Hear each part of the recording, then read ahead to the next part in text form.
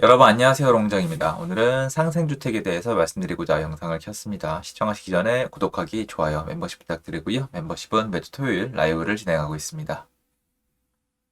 전세 사기 걱정 없는 상생주택 2026년까지 7만 가구 공급이고요.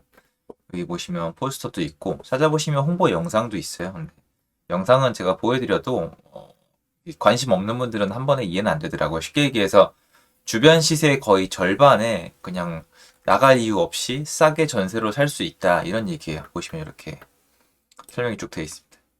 주변 시세 80% 수준에서 20년 이상 장기로 양질의 주택에 거주할 수 있다라고 설명을 했어요. 제가 오늘 설명할 건 여러분 좀 엉뚱한 건데 지금 시기에서 얘기하면 어떻게 들리실지 모르겠는데 어차피 전 역사가 다 설명을 한다고 생각을 하거든요. 그래서 좀 편안하게 말씀을 드릴게요.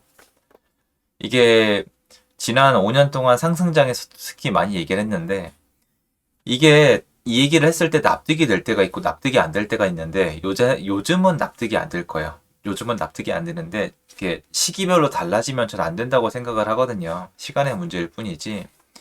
여러분 이제 임차인으로 살다 보면 저도 이제 월세살이를 했었는데 임차인으로 살다 보면 임대인이 당연히 존재를 하잖아요. 그 임대인이 존재를 하면은 임대인이 좀 성격이 다양해요. 근데 저는 월세살이 할 때는 건물주가 굉장히 저랑 잘 맞지 않는 분이셨어요. 그리고 좀 힘들게 하시더라고요. 왜냐면 건물 자체도 불법으로 개조하시고 주차장도 개조하시고 못 쓰게 하고 막 그래서 문제가 있었습니다.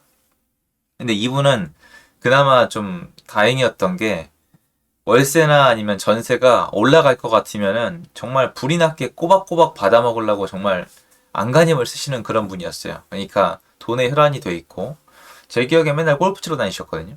근데 사실 나중에 알고 보니까 이분이 그렇게 나쁜 분이 아닌 게 제가 그분 때문에 거길 나갔거든요. 그러니까 아 이거 세 살이 못하겠다. 자 이거 아닌 막말로 더러워서 못하겠다라는 생각을 해서 나가게 됐는데 그 당시에는 이제 부동산 시세가 오르고 있었기 때문에 사람들이 그 얘기를 하면은 아 역시 이러시는데 저는 그때 하고 싶었던 얘기가 그게 아니었거든요. 지금 보면은 임대인 중에서 전세가를 시세대로 꼬박꼬박 받는 분도 있는데 예전부터 전세 그거 돌려줄 돈인데 뭐하러 더 받냐. 그러니까 그런 분들이 계세요. 하나도 안 올리는 분들이 계세요. 사실은 여러분 되게 웃긴 게 임대차 3법이 통과되기 전까지 시세대로 안 받고 안 올리는 분들이 임대차 3법이 통과가 되고 올리기 시작한 분도 계세요. 어쩔 수 없으니까. 쉽게 얘기해서 여러분이 일명 얘기하는 마음씨 착한 임대인이 있고 못된 임대인이 있는데 제가 늘 했던 얘기가 뭐예요? 마음씨 착해 보이는 그 임대인이 독약이 되는 수가 있다라고 말씀을 드린 건데 사실 어떻게 보면은 좀 달라요. 왜냐면 이게 어떻게 보면 시프트 플러스거든요. 예전에 이제 시프트 있었잖아요. SHR 사는 거. 그러니까 국가에서 전세를 싸게 주는 거예요. 중산층을 위해서. 중산층에게 전세를 싸게 지원하는 거니까 사실은 그런 개념인데 저는 중산층 말고 아래 있죠. 서민이나 도움이 필요하신 분들한테는 적극 지원을 해서 그분들이 빨리 일어나셔서 아니면 더 잘 되셔서 사회에 이바지하고 뭔가를 제공하는 분이 되기를 염원하거든요. 그 안에 어떤 재능을 가지고 계실지 모르고 그분들이 가지고 있는 가능성을 어떻게 알겠어요, 사회가. 그런데 일단 사람이 먹고 사는 문제가 해결이 되고 나면 사회에 기여를 하게 돼 있거든요. 엄청난 잠재력들이 있어요. 그래서 그거부터 해결을 해주자인데 이거는 중산층을 겨냥하고 있거든요. 중산층은 엄연히 돈을 내서 돈을 모아가지고 집을 살 능력이 있거든요. 그럼에도 불구하고 무조건 나라에서 지은 어떤 전세에서 살아라 이런 뜻이에요. 이거는 어떻게 보면은 좀 좋을 수도 있는데 어떻게 보면 좀 독약이 될 수도 있습니다. 그래서 저는 예전에 슈프트 물어보시는 분들 중에서 이런 얘기를 한 적이 있어요. 슈프트를 한번 살기 시작하면은 옮겨 타기가 안 된다. 옮겨 타기가 안 되면은 나중에 내가 성장이 안 되고 무엇보다 지금 당장은 편하겠지만 내가 나중에 어떤 삶을 원하게 될지 모르는데 지금 내 미래까지 저당 잡혀서 시프트에서 혜택을 받으면서 사시는 것보다는 집을 매수하셔서 거기서 살거나 집을 매수하셔서 그걸 세를 주고 내 몸만 시프트로 들어가면 어떻겠냐. 물론 당연히 명의의 문제가 있겠죠. 명의의 문제가 있는데 또 가족분들이 여러분일 수가 있으니까. 그래서 맨 마지막에 나왔던 결과가 이거였어요.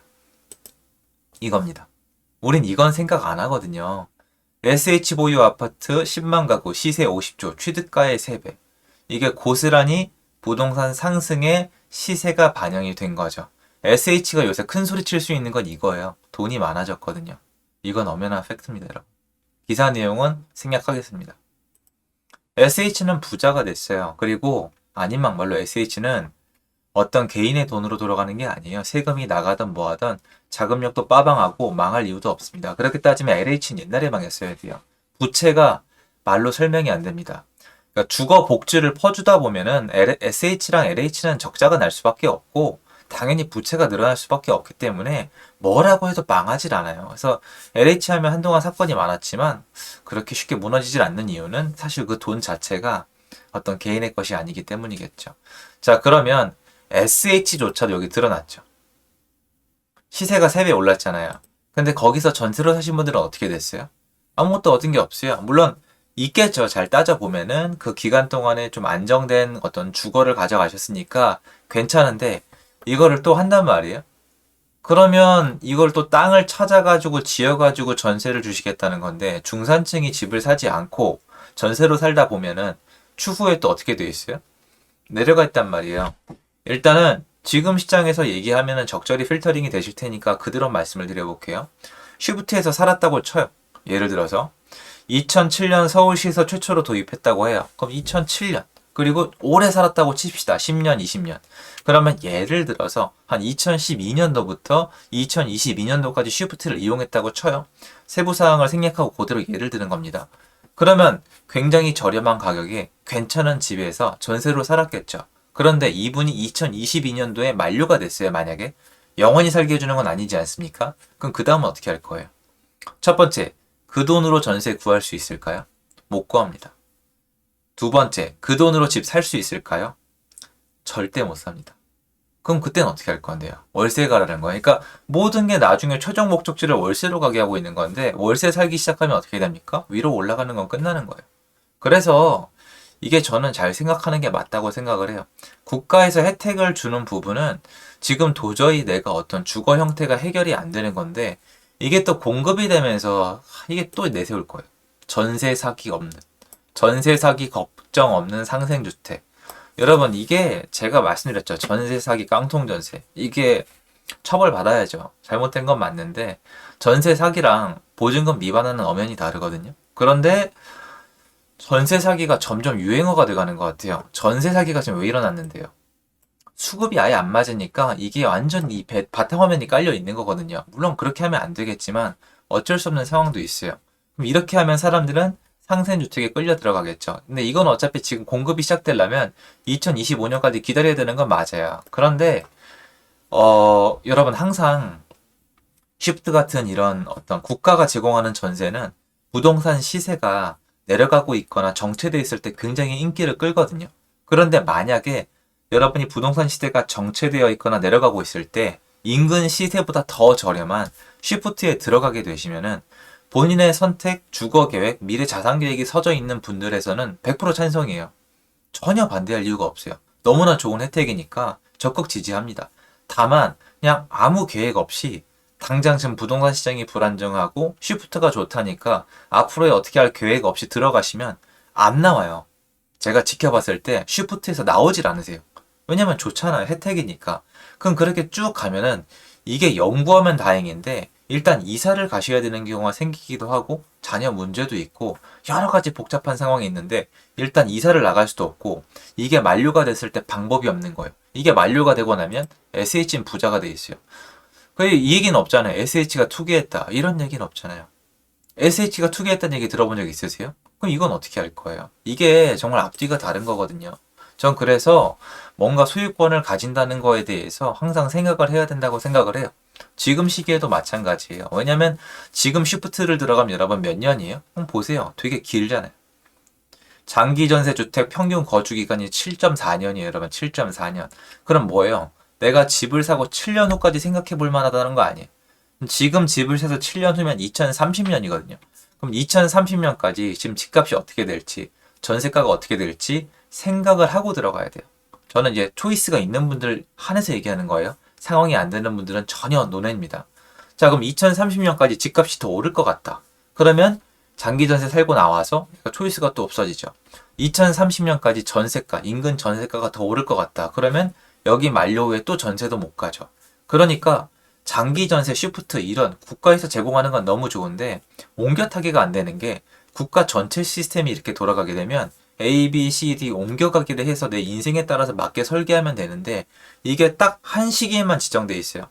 계약갱신권도 갱신권 기간이 끝나면 못 쓰잖아요. 이것도 좀 넓은 개념이긴 한데 그렇거든요. 그래서 소유권은 시간을 내가 제한을 받는 게 아닌데 이건 시간 제한을 받잖아요. 그래서 여러분들이 이거 앞으로 또 얘기 나올 거예요. 왜냐면 나올 수밖에 없는 게 전세 사기가 한번 공포심을 지배를 시키고 매매 시장의 어떤 분위기 침체가 사람들한테 공포심을 만들어 놓으면 사람들은 달아나고 피신할 때를 찾는데 우리가 생각하는 것 이상으로 사람들은 피신한 다음에 잘 못 빠져나와요. 그래서 이거 잘 안 되거든요. 지금 집을 팔고 언제 다시 살아. 지금 집 사지 말고 언제 살아. 이 타이밍 맞추기 게임은 그 어떠한 고수도 해낸 적이 없어요. 운이 좋아서 맞춘 다음에 했다고 얘기하는 거지 타이밍은 못 맞추는 게 인간의 수요는 인간의 여러 가지 복잡한 그 상황과 심리까지 작동을 하는데 이 사람이 언제 얼마나 많은 집을 어디에 살지는 아무도 못 맞추거든요. 그래서 선택하시기 전에 또 전세 사기 이런 단어들이 나오면서 뭔가 어디로 여러분이 도망가고 싶다 하더라도 먼 미래까지 보고 내 인생 설계를 넓게 한 다음에 선택을 하셨을 때 나중에 후회가 없거든요. 그래서 이 점 참고하셨으면 해서 영상을 만들어 봤습니다. 도움되셨으면 좋겠고요. 제 영상 여기까지입니다. 감사합니다.